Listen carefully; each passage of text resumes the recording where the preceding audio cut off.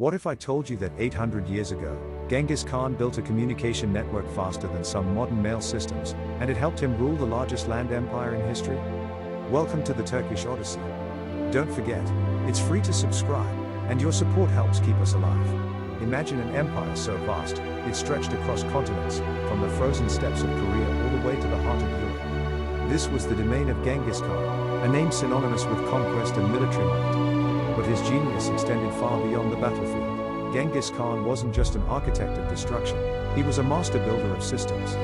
He understood that to truly rule such an immense territory, you needed more than just a powerful army. You needed a sophisticated, almost futuristic, infrastructure.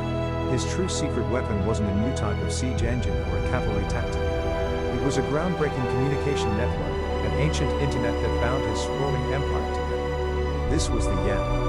The Yam was the circulatory system of the Mongol Empire. It allowed Genghis Khan to exert control, gather intelligence, and issue commands across thousands of miles.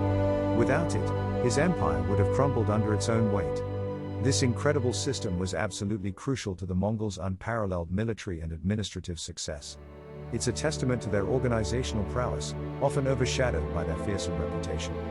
So, what exactly was the Yam? The word Yam itself is derived from a term meaning checkpoint or post. It perfectly describes the core function of this ingenious system. At its heart, the Yam was a relay communication network. Think of it as a medieval express delivery service, but on an epic scale. It was designed for speed and efficiency above all else. The structure of the Yam was deceptively simple yet incredibly effective. It comprised thousands of strategically placed stations, dotted across the entire Mongol dominion. These stations were the lifeblood of the network.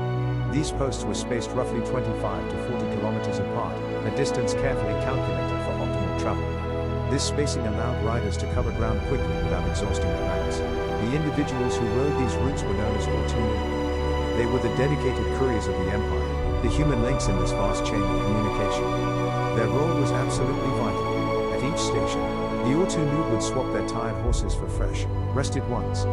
This continuous exchange meant that messages could travel without interruption, maintaining incredible speeds across vast distances. This system ensured continuous and rapid message delivery, a feat unheard of in the medieval world. It was the ultimate solution for overcoming the immense geographical challenges of empire building. The cargo carried by the Yam was primarily vital communications and intelligence reports. These messages were the eyes and ears of the great Khan, keeping him informed of every development. But the Yam transported more than just messages. It also carried essential supplies, such as food, for officials and military units. It was a logistical backbone, not just a postal service. Building and maintaining such an advanced infrastructure required extensive resources, especially for its time. This wasn't a cheap or easy undertaking, it was a massive investment in imperial control. The sheer scale of the operation was staggering. It's estimated that over 10,000 horses were maintained across the empire specifically for the Yam network. This was a massive logistical undertaking. Each Yam station was more than just a stable. They included inns, rest houses, and barns, providing comfort and sustenance for both riders and their mounts. They were true waypoints. Access to this incredible system was strictly controlled.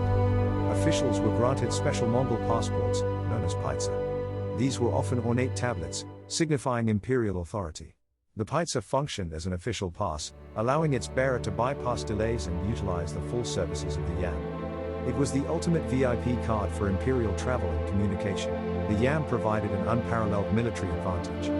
It enabled lightning-fast troop mobilization, allowing the Mongols to concentrate forces rapidly wherever they were needed. This was a game-changer. It also allowed for swift responses to any challenge.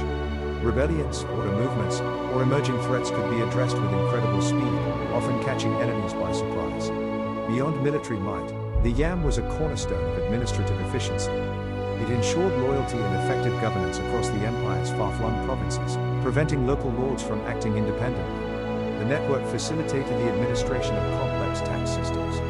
Information on resources and populations could be gathered and transmitted, ensuring the empire's coffers remained full. It also aided in managing crucial census data. Knowing the population and its distribution was vital for conscription, taxation, and overall governance, and the Yam made this possible. Furthermore, the Yam supported the rapid dissemination and enforcement of legal decrees. The Khan's word could reach the furthest corners of his empire in a matter of days or weeks, not months. This ability to project authority and information across vast distances was unprecedented.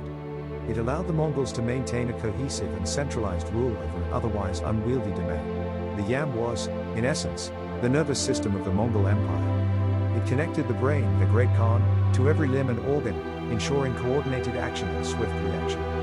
The Yam wasn't just for internal affairs, it also streamlined communication with distant kingdoms. Diplomatic envoys could travel with unprecedented speed, reaching places like the Abbasid Caliphate or European courts. This efficiency in diplomacy allowed the Mongols to project their power and negotiate terms more effectively. It was a tool for both war and peace, depending on the Khan's will. The sheer effectiveness of the Yam did not go unnoticed by outsiders.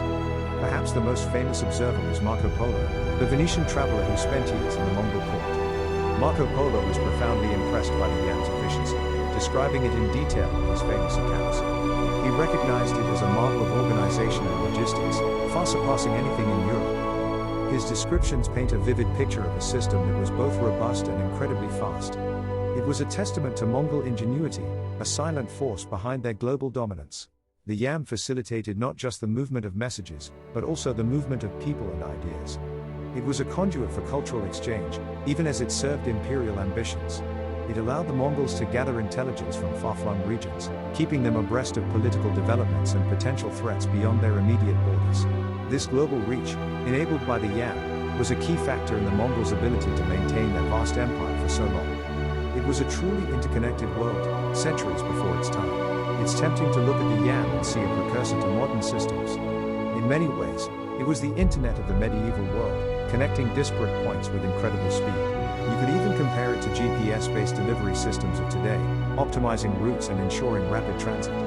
The principles of efficiency and network optimization are strikingly similar. The Yam's enduring legacy is profound. It was adopted and further developed by the Yuan dynasty in China, becoming an integral part of their administration. Its influence spread far beyond the Mongol heartland. It significantly influenced Silk Road logistics, making trade and travel safer and more efficient across the vast Eurasian landmass. It was a boon for merchants and travelers alike. Historical echoes of the Yam can be found in various later systems. The Ottoman Tatar courier system, for instance, bore striking resemblances to the Mongol model, emphasizing speed and relay points. Even the Russian postal relays, known as Yamskaya Gondba, show clear lineage from the Mongol innovation. The very word Yam entered the Russian language, a direct testament to its influence. The Yam stands as an unsung marvel of medieval innovation. It was a logistical masterpiece, a testament to the Mongol strategic foresight and their ability to implement complex, large-scale projects. It reminds us that true power isn't just about brute force, it's about intelligence, organization, and the ability to connect and control.